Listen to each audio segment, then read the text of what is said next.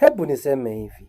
Katika maisha, watu wengi wanaonekana kutoa sifa nzuri kutuhusu wakati tumeiaga dunia. Ilihali wakati nilipokuwa uhai, nikihitaji msaada wao, hakuna hata mmoja aliyesimama nami, akanitetea akasema labda Prince K, hakuna shida, tumsaidie. Nilipokuwa mgonjwa, hakuna hata mmoja aliyekuja hospitalini kuniletea angalau hata chungwa wala kunifariji na kuniambia ndugu yangu, kwa neema ya Mwenyezi Mungu utapona. Lakini wengi wengine wanakuja wakati nilikuwa na shida labda ya school fees, karo, mambo ya familia, tukisosana na watu wangu, ni shida, nikinyang'anywa mashamba, hakuna hata mmoja aliyekuja.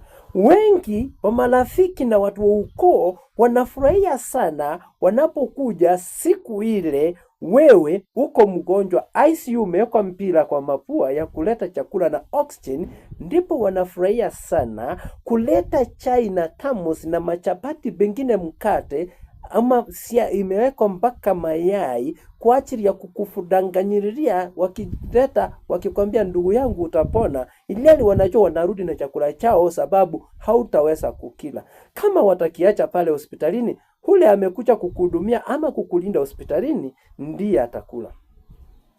Je, hivyo kweli huyo mtu amekusaidia ama amecheza na maisha yako? Nisinyamazie hapo. Niseme hivi.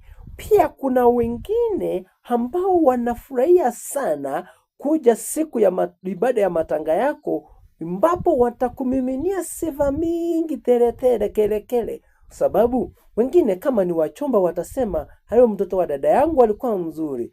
Wakwe watasema uzuri wako. Majirani watasema uzuri wako. Hata kama wewe ulikuwa mwizi, watakumiminia sifa, maana wanajua ya kwamba hautalisikia, watadanganyiria wamalize siku yako ya matanga na kisha waende.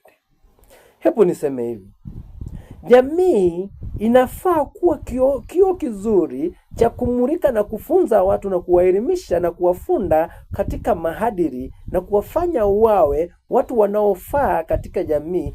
Ila badala ya hiyo, jamii imechukua muda mrefu kwa kuwa ndio watapeli wakuu wa kutudanganyiria mambo na kutufanya tujichanganye na kuishi katika maisha ambayo hayafai katika jamii.